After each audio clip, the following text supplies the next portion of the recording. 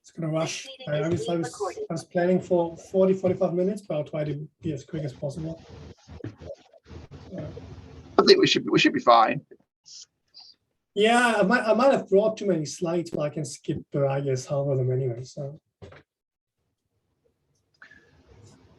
it's a bit ridiculous, today to talk about the social construction of threats, given today's development. Yeah, exactly. It becomes a bit, a bit silly, but we'll see.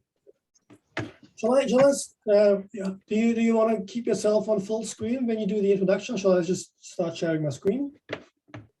Either way, Sebastian's fine. You can, I mean, if you want to share, now that's fine. I don't think people need to see me in too big a size. Oh, I don't know. I'll leave it for after you finish your introductory remarks. Okay.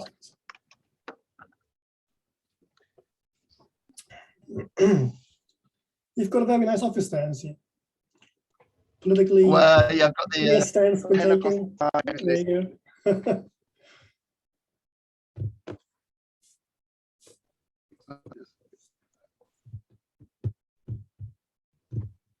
Just a few more minutes to come in. Some people might be arriving from another lecture or another meeting or things like that. No rush. Yeah, I'm looking forward to this. It's been a long time for me since I've been able to revisit the subject, so it's good. It's good. Yeah, it's great. It's really good. It's brilliant to have you here. I mean, and the chapter has been very well received, by the way. I mean, ours in particular. It's got quite good reviews. So you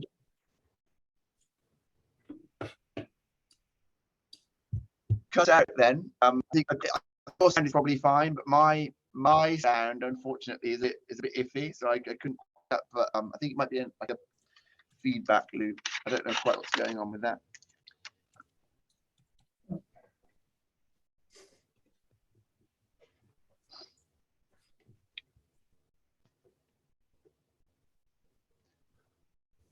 Okay, well, we are now on the top of the hour, so I think we will make a start. For those of you that don't know me, I'm Ra Mason, Associate Professor of International Relations and Chinese Foreign Policy here at University of East Anglia.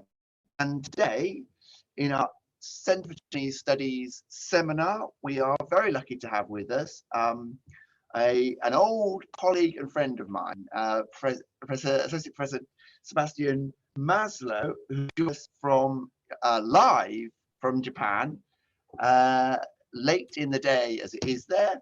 A very warm welcome to Sebastian, who has just completed editing this book, which I'm trying to put on screen here. There we go, something there. Which is the Crisis Narratives, Institutional Change, and the Transformation of the Japanese, which I was very fortunate enough invited to contribute a chapter towards. And Sebastian and I have worked a lot and very closely on various projects related to international relations and North Korea and other aspects.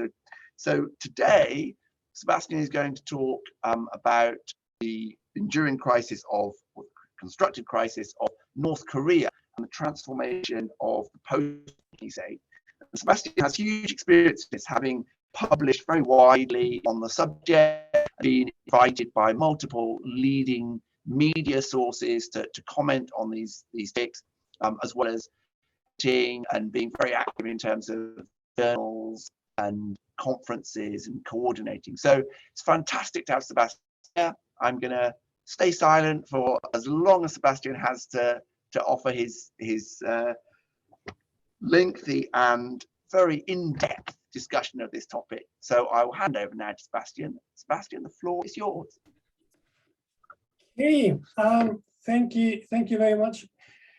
Mark, can you see my screen, which I've just shared? Is it all up on your screens now? All good. Good. Thank you very much. I just say to people, just to remind them, please do pop questions and queries into the chat. And feel free to ask anything whether you're new to the subject or whether you're somebody experienced coming into the subject, please do make the most of the opportunity. Post your queries and questions, and we'll have plenty of time, I think, for Q&A at the end of Sebastian's talk. Sorry, go ahead, sir. Okay, so once again, thank you so much for having me today.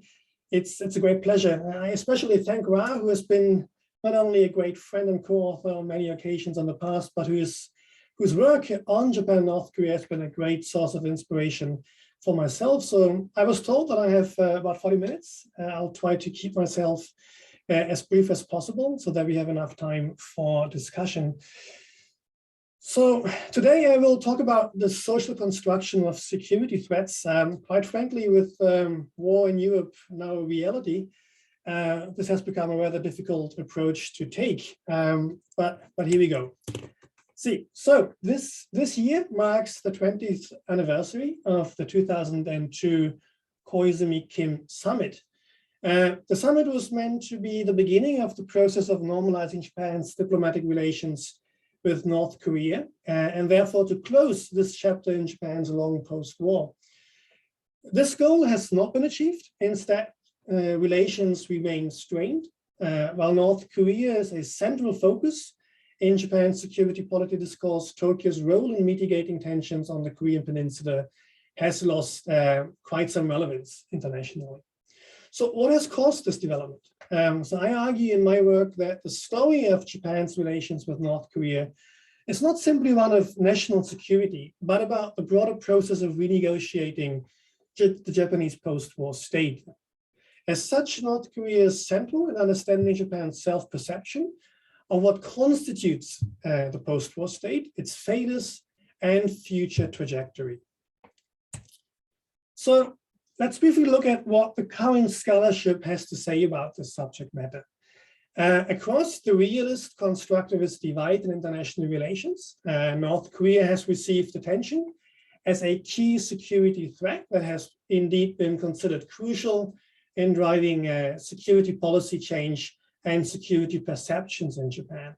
So where the scholarship remains weak, however, is in illustrating the causal mechanisms that link threat perception and policy change, as well as the timing and trajectory of this change.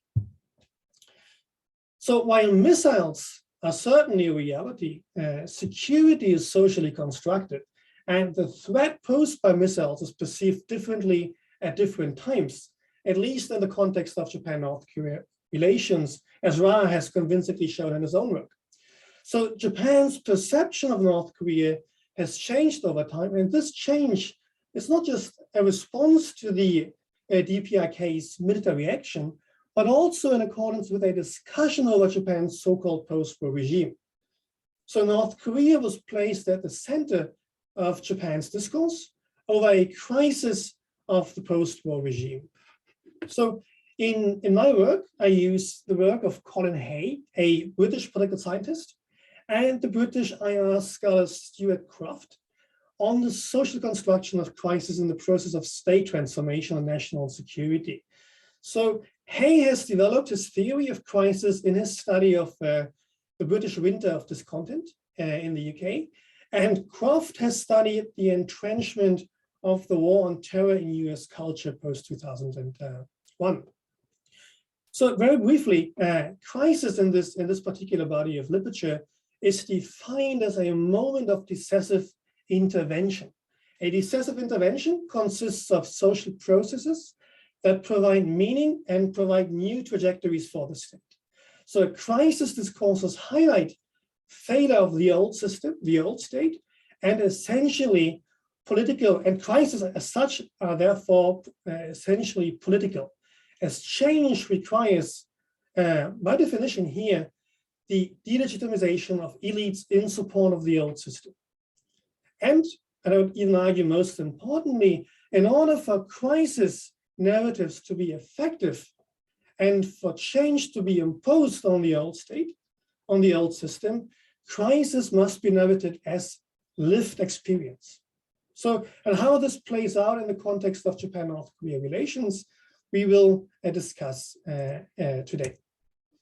So, here, this very simple illustration shows how crisis narratives are constructed and how these narratives result in institutional change or state transformation at large. Essentially, the process consists of 6 steps: the occurrence of a crisis, a military strike, a missile launch, decisive intervention, formulation of new trajectory for the state to take, institutional restructuring in form of reforms, defense measures, defense budget, stabilization of the new system, and then failure of the new old system at some point in the future. So in what follows, I will follow this pattern, starting with a brief outline of the old system and how this old system, the old post-war pacifist Japan, how it has managed its relations with North Korea. So let's have a look. So Japan's history, of course, and I'm quite sure most of you have encountered this in your classes on Japan, is deeply interwoven with the history of the divided Korean Peninsula. And the Korean Peninsula's Cold War history is key for understanding Japan's post-war.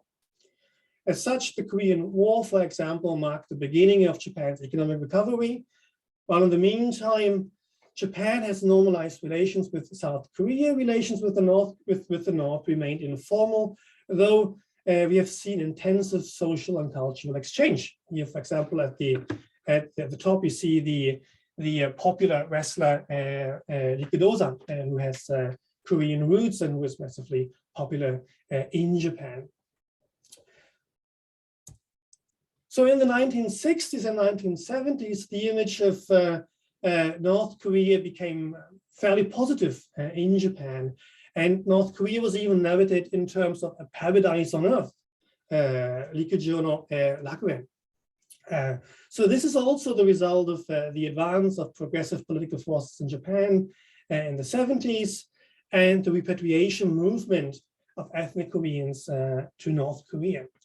So here you see some illustrations in the media back in the day. So you see how positively North Korea was being covered in the Japanese news, right? So North Korea being a success story when it comes to economic recovery and sort of a social model, even for many in Japan. Here you see Yakushin Suru Kita-chosen, so North Korea on the leap towards becoming a modern progressive society.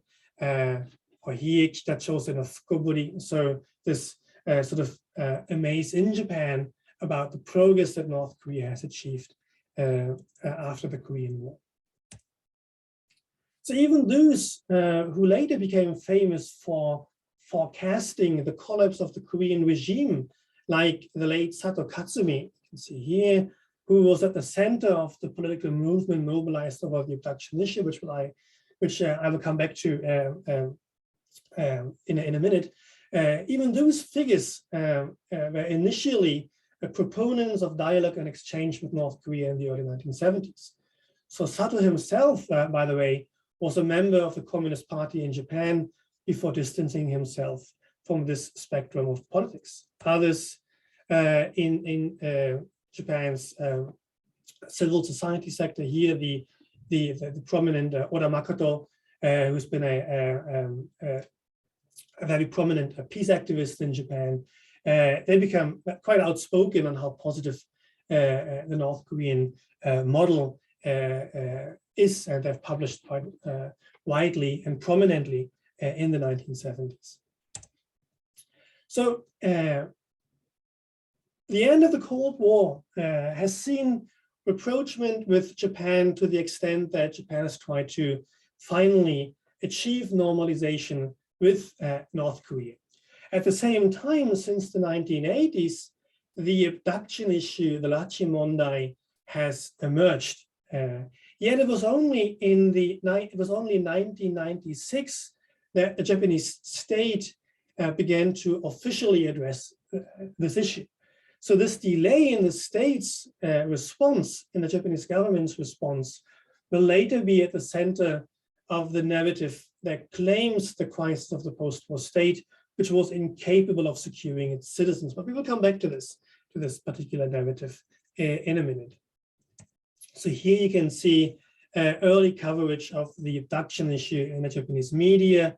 In the 80s, the Sankei newspaper reported on the suspicious vanishing of Japanese along the Japanese coastlines. There was no talk about North Korea officially being involved, but there was already speculation of some foreign agency kidnapping Japanese citizens. And then it was in 1996 that reports about a 13-year-old Japanese junior high school student, Yokota Megami, surfaced in Japan when this issue, the Lachi Mondai, became a focus point for the Japanese public, and in particular within the context of Japan's North Korea policy. So let's move towards the crisis, the occasion of the crisis. So the perception of North Korea in Japan has gradually shifted in the 1990s and the early 2000s, especially as the abduction issue has attracted growing public attention. Yet the resolution of the abduction issue and the aim of normalizing diplomatic relations remain at the top of Japan's foreign policy agenda, as Japan's North Korea policy at this point still remain comparatively immune against public pressure. The climax of Japan-North Korea diplomacy was reached in September 2002 in form of the Koizumi-Kim summit, which I have mentioned at the beginning of my talk. So this summit has produced the Pyongyang Declaration with a North Korean moratorium on missile and nuclear weapons tests and an official apology over the North's involvement in its state-sponsored kidnappings.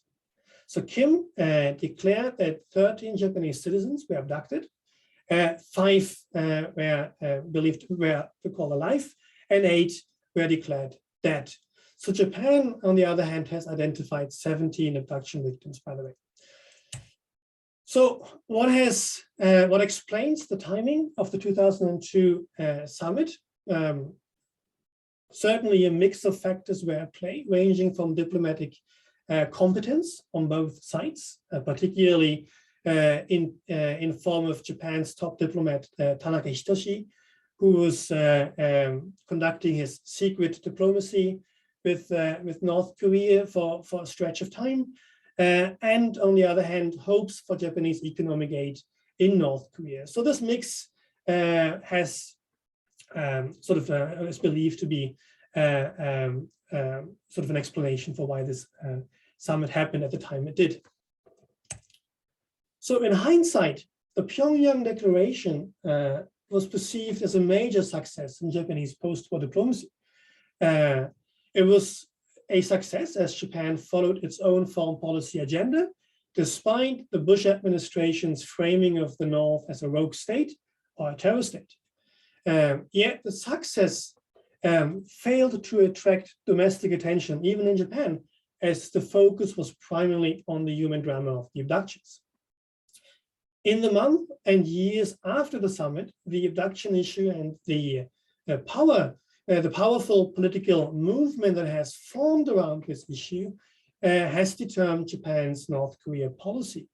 At the center of this movement, by the way, was Abe Shinzo, who after 2002 dominated Japan's North Korea response, and by doing this sharpened his own public profile, which accelerated his political rise to the top of Japan's politics. So the image of North Korea after 2002, in light of the abduction issue, then shifted towards from what was previously narrated in terms of North Korea, a paradise on earth, towards North Korea, the quintessential terror state. So here, so the summit as such then, the September 17th summit sort of disrupted the meaning of Japan's post-war. And this was also a rupture, and this rupture sort of unfolded in terms that juxtaposed the September summit in 2002 with the experience of the United States 9/11. And you can see this here.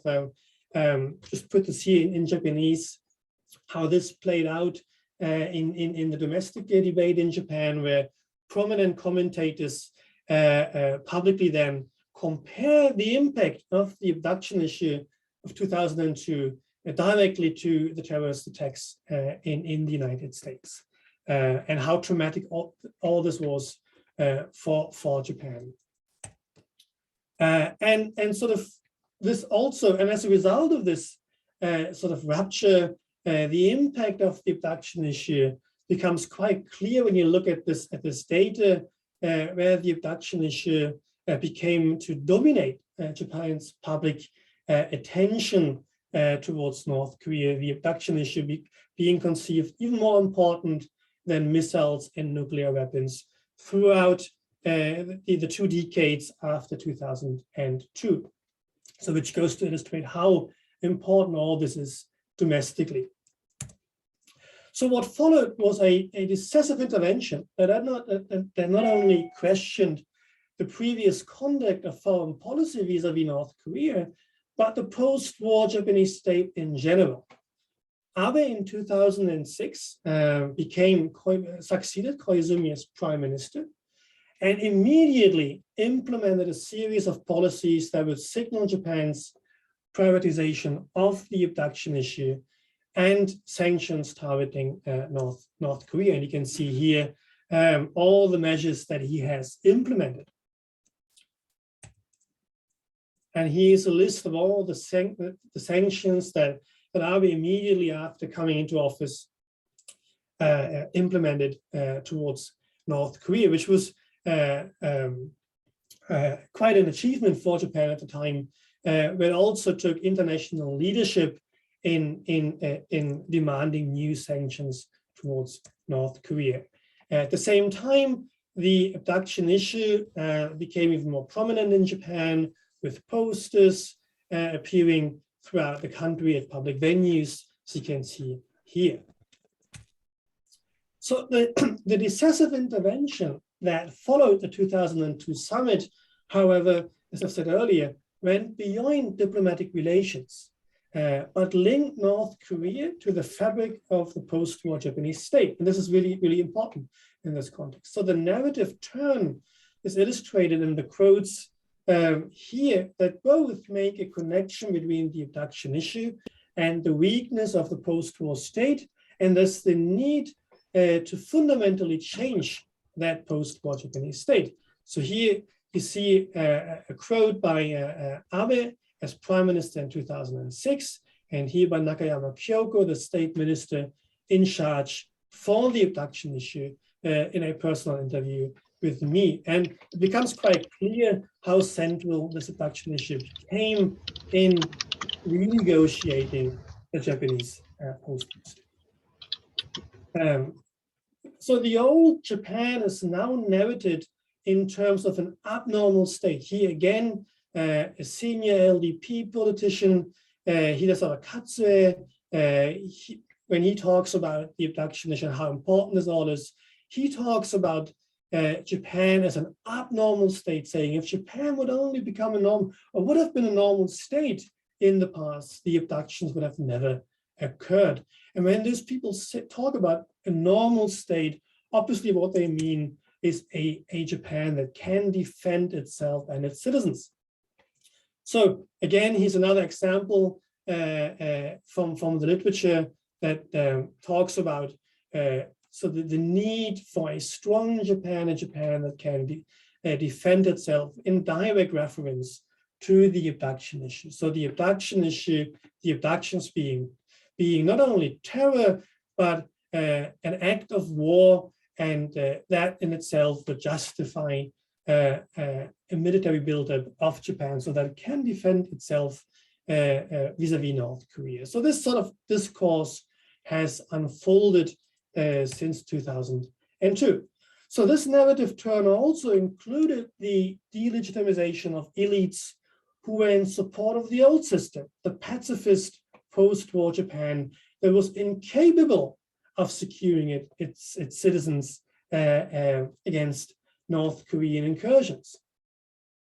So at the same time, those in the past who have called for Japan's who have in the past called for dialogue with North Korea, for more understanding with North Korea, they have now called for a hardline policy stance towards North Korea and even the collapse of the North Korean regime.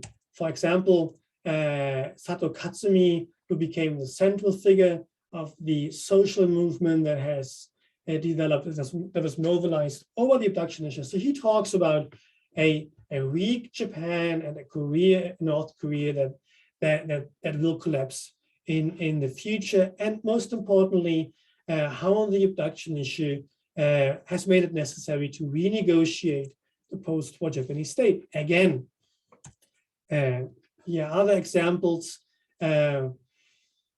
prominent politicians, here's Arakatsu you have mentioned earlier. He has called those in charge of negotiating with North Korea, Tanaka Hitoshi, the former Japanese top diplomat. He has called these people traitors. Others, like the deceased Ishihara Shintaro, they have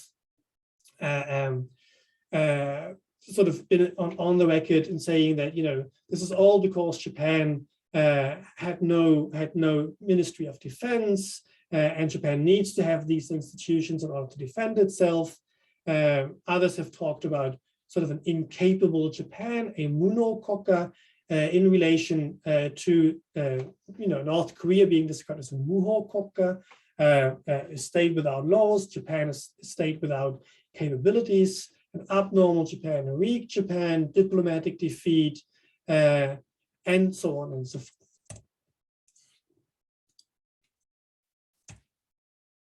Okay, so around the abduction issue and the domestic discourse around the issue,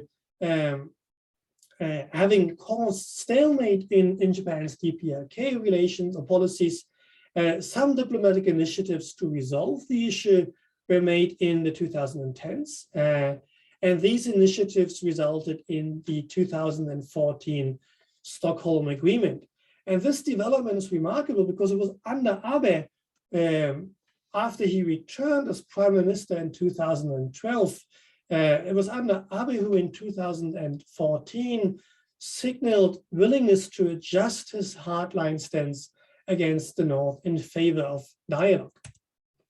So the Stockholm talks produced an agreement to lift sanctions in exchange of the North's reinvestigation of the abduction issue.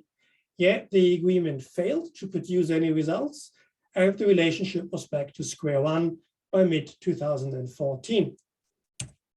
In the meantime, the North Korea problem was put at the center of the general discourse on changing the course of post-war Japan and to take back Japan from the constraints of what Abe has described as the post-war regime.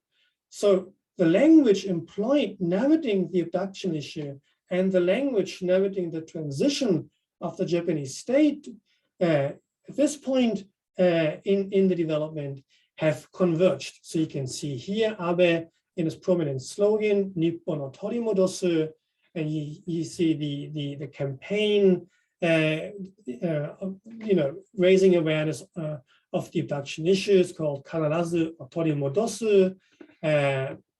Others who write about the abduction issue call for Yokuta Megumi-san Tachi o Torimodosu, and Ishiba Shigeru, a key rival of Abe, but an advocate of a strong Japan himself, talks about Nippon no Torimodosu, Kempo Torimodosu, constitutional revision means taking Japan back. So you can see here how this discourse sort of comes together. The abduction issue, as it has caused a decisive intervention.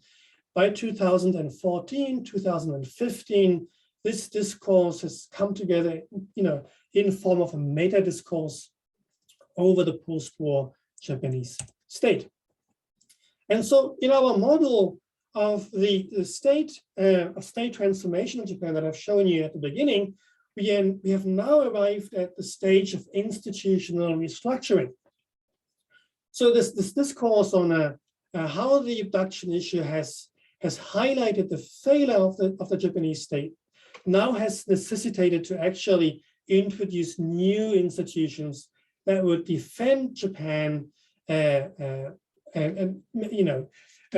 make it capable of defending itself against similar future developments in the future. So, and you can see here that this discourse has resulted in a series of institutional restructurings, which in some indicate a gradual departure from from Japan's previous defense posture towards a more proactive security role by Japan.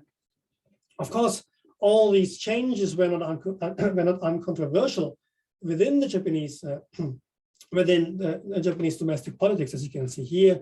Even within the Diet, all these changes have caused a contention. But over the years, and in all these debates, North Korea was always a point of reference for arguing that these institutions, that these legal changes ought to be taken, and hence why these changes have occurred. Arguably, the crisis narrative constructed over North Korea and the push for institutional restructuring has reached its peak moment in 2017. So since 2012, the concept of kokunan, or national crisis, was quite prominent in political debate in Japan. So initially, it was Abe's LDP internal rival, Ishiba Shigeru, who published a book in 2012 that has diagnosed a national crisis in Japan, a kokunan. But Abe himself then proclaimed a national crisis in 2017 as he resolved the lower house in direct reference to North Korean missile and nuclear launches. And he declared a national crisis in that particular speech, in which he explained why he had to resolve the lower house.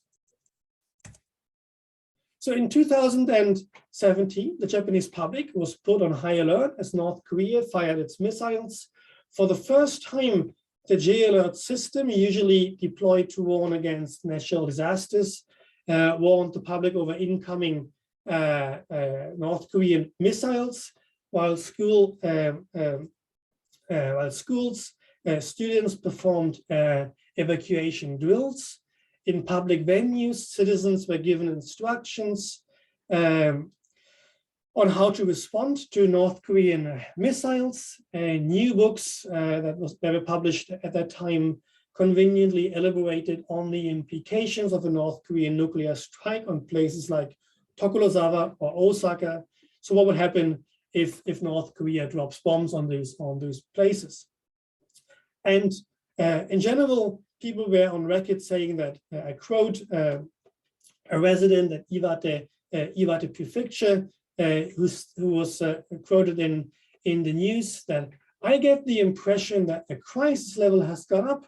Prefectural residents are very concerned. So these are voices from people on the ground who have been alerted through all these measures in 2017. Posters were also warned about the North's suspicious vessels, which should not be approached when spotted. So interestingly, I took this picture at a university in the center of Tokyo, where sightings of such vessels were not reported yet, but maybe these vessels appear somewhere at the Sumidagawa. Anyway, so people should not approach these vessels if they see these. Interestingly, also elsewhere we can see posters that pledge the resolution of the abduction issue, advertising viewings of documentaries, the case of Yokota Megumi. So these are pictures that I took in my own university's campus here at the subway station at Sendai. And students in Japan now can relive the kidnapping experience, the kidnapping of Megumi, using new virtual reality technology. So how it was when the young Megumi at the age of 13 was kidnapped by North Korean spies. So crisis has certainly become a lived experience for many in Japan through these evacuation drills, public displacements, and these measures like these here at the bottom.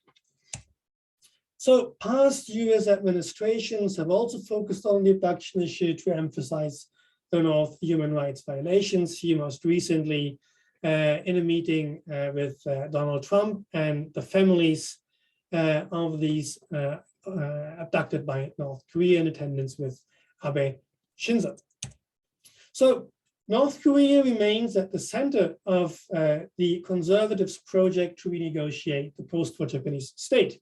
In 2017, North Korea reinitiated the old debate over Japan's development of preemptive strike capabilities against what now was considered a real or imminent North Korean threat, in comparison of earlier North Korean missile launches that were considered not as imminent or not as real as these in 2017. However, as North Korea became to play such a central role in Japan's security discourse, Japan found itself in a position which made it impossible to adjust its approach towards the North, as Trump abruptly changed his course from pledging fire and fury towards his bromance with the young Kim. So what should we expect for the near future? On the one hand, the abduction issue will remain at the center of Japan's relations with the North. I'm quite sure that this is, I'm quite sure this will happen. Yet the families are now calling for dialogue as time works against them, with many of the parents of these abducted now old and some key members already deceased. The government has signaled its willingness to engage in unconditional talks with North Korea, but for the North, talks with Japan have lost their merits. So Japan's promise of economic aid has in recent years been replaced by intensified China-North Korea trade relations. On the other hand, North Korea remains at the center of Japan's security discourse. So to temper public and political opposition against future changes, including preemptive strikes, a sustained focus on the North Korea threat will make it difficult to reinitiate dialogue with the North. So this is why I conceive, or why I talk about enduring crisis. So I'm very skeptical that we'll see significant change in the near future, particularly this year, as Japan prepares for additional change to its national security posture by the end of this year, with its review of its national security strategy, which will include new defense technology and ballistic missile defense, and certainly likely intensified debate on preemptive strikes. So, and on this note, I'll finish. So we have hopefully 20 minutes or so for Q&A, and I'll thank you for your attention. Thank you. So now I'll give it back to you.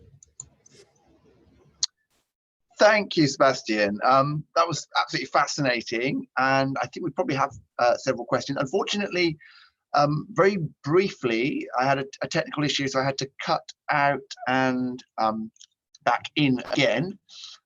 So if, as a result of that, I appear to have lost some of my chat functions. Ollie, if you're able to pick up anything from the chat, that would be hugely appreciated. In the meantime, if participants would like to raise their hands using the raise hand function, come onto the mic. I think we can enable the mic for anybody that wants to speak, or if you could repost your questions into the chat, that would also be fantastic. So do we have questions and queries for Sebastian's fantastic and very, very enthralling talk to a very, very key issue facing Japan's foreign policy? Questions? Okay, well, maybe people might be a little bit nervous to ask a question on such a topic, especially at the current rather serious juncture that we're at in terms of IR more generally. Perhaps I could ask one question then, if I might. I mean, it's a fascinating outlook that you sort of set out, Sebastian. I'm wondering, in terms of structural change, lots of Japan's international relations have since Second World War, and certainly after the Cold War, been affected by the regional dynamics. So the rise of China, the perceived decline of the United States, changes in economic dynamics in Southeast Asia, on the Korean Peninsula, and so forth.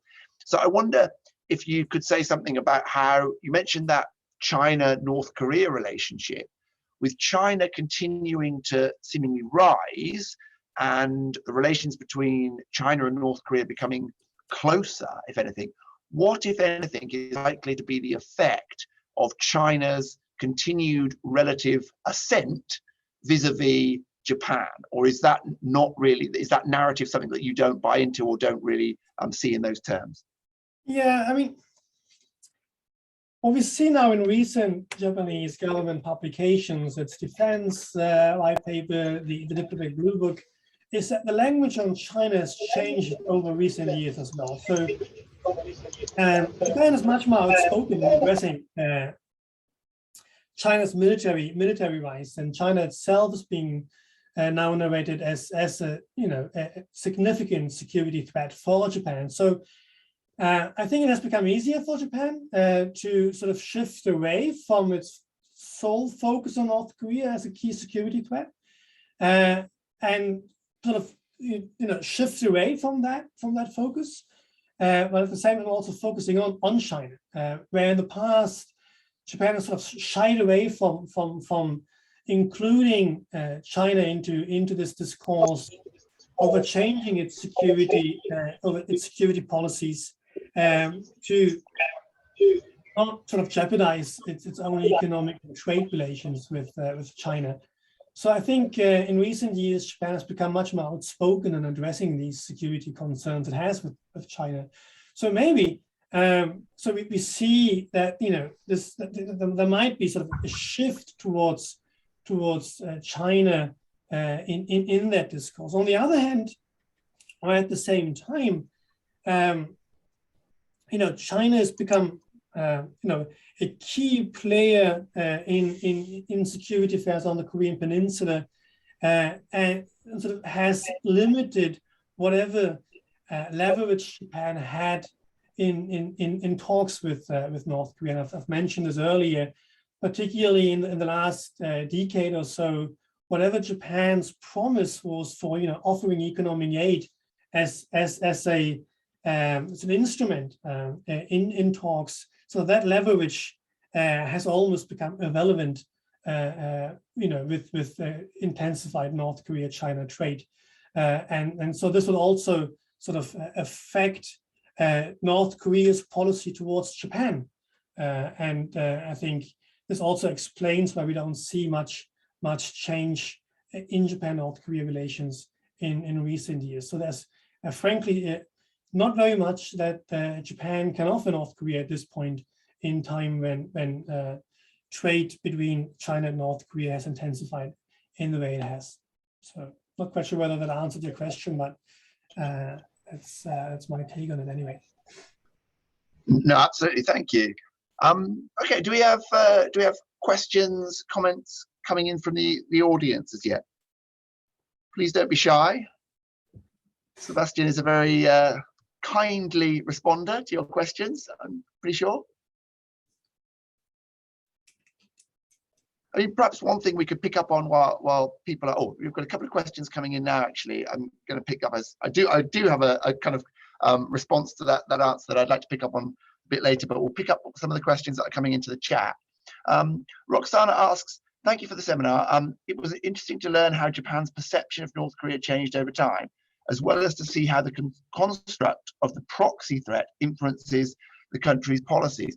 Yeah, so that idea of the proxy threat, you just discussed that a little bit, I think, in terms of the structural dynamics and the reason or the rationale for Japan kind of maintaining current policy and maintaining its current focus on North Korea. I'm wondering also in that respect about the internal dynamics. You noted the changes of leadership. There's obviously the factions within the party. I mean, is this enduring crisis sufficient to trump all of those things? Has it mattered relatively little, particularly with Abe? I mean, you noted, and I think very, very rightly, that Abe used the North Korean threat construction as something key to his own political career and also to this institutional change that was enacted. Is that not then going to be affected by different domestic political actors? Yeah, can I? Because there was also a question in the Q&A by Narita-san, Kairin Narita, who's asked. So we have seen that this crisis narrative and the discourse of Japan's abnormality more broadly has been driven by conservatives, but what has been the role of liberals and the left? To what extent do they buy into the discourse or resist it? I think which links to what you have just asked. I mean, I found it quite interesting. It's since 2002, and with the abduction issue emerging, I think what we can observe is that there's quite a bipartisan consensus in Japan towards taking a more hawkish stance towards North Korea. So politicians in all parties, when you look in Japan, they all have this blue ribbon badge on their suits, which signals their sympathy and support with the families of those abduction victims, and there's a very, very strong bipartisan. So the North Korea issue has sort of created some strong bipartisan momentum in Japan, and has become very, very difficult to question the course of the shift away from dialogue with North Korea towards pressure against North Korea.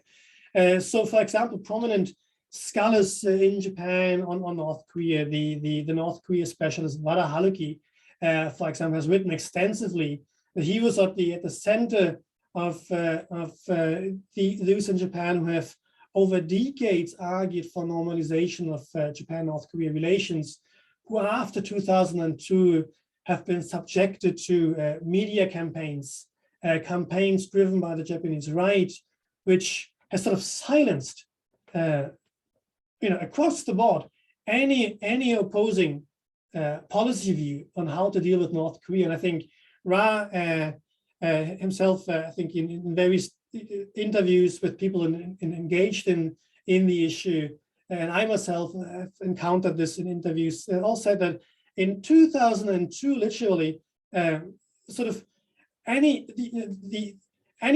in favor of dialogue, sort of a balanced North Korea discourse has died.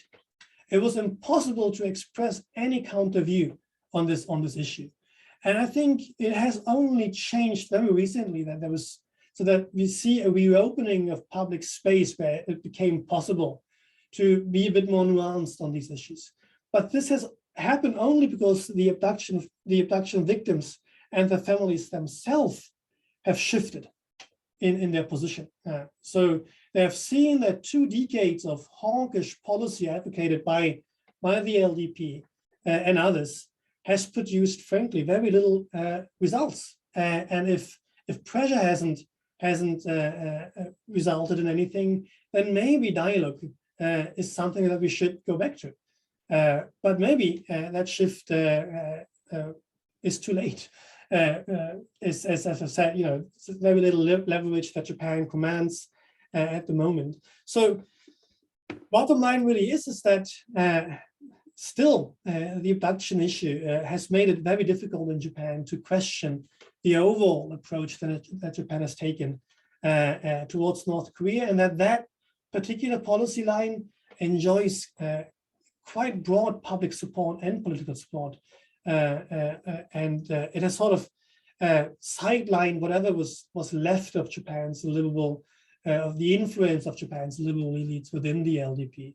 And since Abe has become so influential within the LDP, and it's a general development that he, with the rise of Abe and his support within the LDP, that we have seen sort of a power shift within the LDP with very limited influence of the liberal wing of the party towards sort of the new conservative forces within the LDP that to this day dominate the LDP's foreign and national security agenda. And I don't see anything in the near future that this will change. Even Kishida himself has been sort of labeled a liberal or someone who inherited the liberal tradition of the LDP. But if you look carefully at his policies, he is pretty much inherited what Abe has done during his 8 years in office, without any major change back to the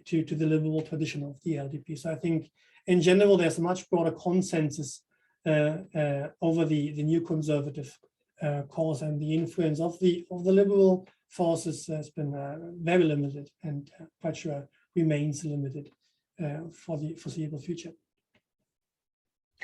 Yeah, absolutely. And I think as well, if we, I mean, you mentioned interviewing people on this topic. I remember kind of back in the early noughties interviewing Okunogi Masao, who was a leading commentator at the time. He's now retired, but at the time he was a leading commentator, kind of emanating from Keio as a university that was as fairly centrally sort of positioned to comment and produce a lot of material on North Korea. And he said that essentially the abduction issue had created this kind of spiral of silence, whereby it was simply even as an academic, where you were supposedly given the license to have an independent viewpoint and express that, that was effectively eradicated by the sheer momentum. And you had to be very careful, even in academic institutions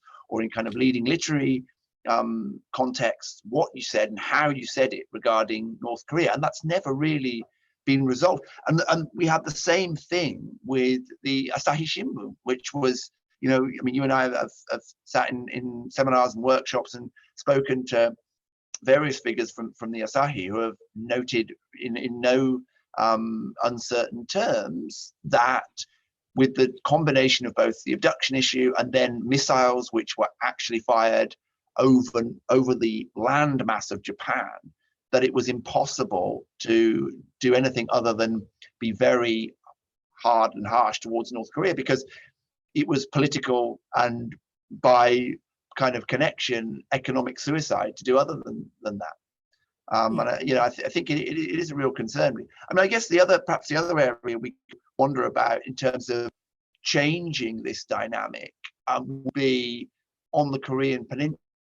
I don't know if you want to comment on that, Sebastian, but for example, the movements, and depending somewhat on South Korean political changes, but sort of movements within the Korean Peninsula itself to in some way engage with a more tangible reunification process, or somehow alter the dynamics that might then shift how Japan is able to engage with the peninsula as a whole. Well, it's really hard to say how these dynamics play out. It depends a lot on what happens in South Korea, upcoming presidential elections. But I mean, we've probably seen, I mean, with the outgoing administration of Moon Jae-in, I mean, it's harder to imagine anyone being even more progressive on this matter than him when it comes to advocating unification of the Korean Peninsula. And even these figures have failed. And I mean, Japan's role in all of this. I mean, the diplomatic tensions with South Korea, also limits. I mean, there's very little policy coordination within, the security triangle, the U.S., Japan, South Korea alliance triangle. There's very little policy coordination there. As a result of Japan's tensions with South Korea, there's very little policy coordination that happens here. I mean, I haven't heard much. I mean, we do hear a lot about the need for this dialogue to take place, towards more intelligence sharing, but I haven't seen many concrete steps in that direction. And I definitely think it's necessary to take these steps, but I haven't seen any concrete steps towards that direction. So, and I think sort of, I mean, Japan, I mean, the experts in this area, they do realize, I mean, particularly, the Japan-South Korea dispute, how all this affects, Japan's role on the Korean Peninsula. This has been recognized as an issue, but there's very little sort of, debate on why this needs to change, and why history issues shouldn't intervene. Security issues should be put at the forefront of Japan's, agenda. But sort of this internal kind of these contradictions. You've got the security threat on the one hand, and then you have history wars that are being fought over, on the other side that obviously seem to intervene or contradict Japan's security concerns. I mean, there are contradictions, but I don't see much to the extent that these contradictions are being resolved at the moment, and under this or past administrations. I mean, coming back to what you said about the sort of the silence that has sort of unfolded since 2002. But when you talk to Korea experts in Japan, to scholars, they are all aware of this. They all know that this issue, that the abduction issue, has been, and they say it out loudly. I mean, in interviews at least, politically instrumentalized by Abe and his supporters and the movement behind this. They are aware of this. Even individuals that were part of that movement, family members of those abducted by North Korea, even they're on record saying that enough, the issue shouldn't be politically instrumentalized. Abe and others over the many years have instrumentalized this issue to push their own agenda.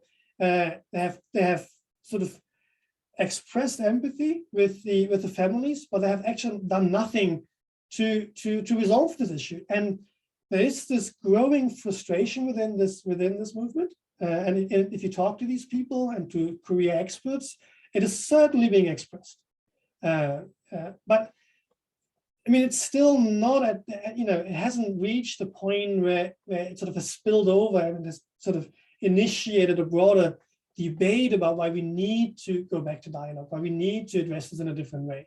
But certainly under the surface, there's growing pressure and growing frustration with, the administration's past approach in dealing with all this. Yeah, absolutely. And I think it is, I mean, it's also fascinating because in many ways this is so frustrating, and yet at the same time it illustrates in what you talk about in what you spoke about in your talk, but also what you illustrate in the book, with the way in which the construction of crisis is so central to tangible policy change. And even where all of the actors involved are aware that it's a narrative construction, it's a discursive process, they are still, there's so much inertia involved that it's impossible to kind of climb down from those positions. I'm aware that we have very little time left coming up to the hour, so I'd be very grateful if anybody would like to seize the opportunity while we have Sebastian with us. Then please do jump in, raise your hand, or pop something in the chat, and it could be something slightly off topic if you're not super familiar with the details of the cases itself, but a more general question is also absolutely welcome. Please do take the chance while you have it. I know some of our CISJAC colleagues and students have probably got questions. They might be slightly nervous to ask them. Let me have a look. Okay, we've got a question from John Morris, who asks, were successful, in inverted commas, efforts made to bring in the Republic of Korea, or bring in Republic of Korea support for the abduction issue? Not really. I mean, interestingly, South Korea has its own abduction issue to deal with, and there's a great difference in response and a great difference in how these two issues, how this issue has been relevant in both societies. There's fascinating research on comparing the abduction issue in South Korea and in Japan, and it just goes to reveal that I mean, in South Korea, to the thousands people have been abducted by North Korea. There are many more victims, but there's the influence that this issue had on this, or the movement itself had limited influence in South Korea, and South Korea itself has not brought this up, or I mean, obviously it supports Japan, it conceives this as a human rights issue, but it has mainly considered this issue as a sort of noise, an obstacle, particularly when it came in the context of the six-party talks since 2005. Many have complained about Japan bringing this up over and over again, sort of forestating any tangible progress that at that time could have been achieved if that issue would have been addressed in a different way. Japan would have been much more forthcoming and more flexible in dealing with this issue in 2006, 2007, for example. So no, not really is the answer here. And I think we had another one raising a hand. I think it was Erica, who has. Do we have another question? Somebody might have just raised them. Let's see if I can pick them up from the. Somebody has their hand raised. Go ahead. Somebody would like to re-raise their hand. Somebody put their hand up and put it down again. Perhaps got cold feet at the last moment. No. Okay. Okay. We are just coming up to the hour. So if there are no further questions, then all that it remains for me to do is to once again thank our host Sisjack, and thank Ollie for all his work on the administrative side, and of course to give a huge thanks, I hope, from everyone to our speaker Sebastian Maslow, who's provided us with fantastic description and analysis of the current status quo and how this is likely to play out going forward. So thank you very much once again, Sebastian, and thank you also for staying up late, and we wish you a happy and pleasant evening. Thank you.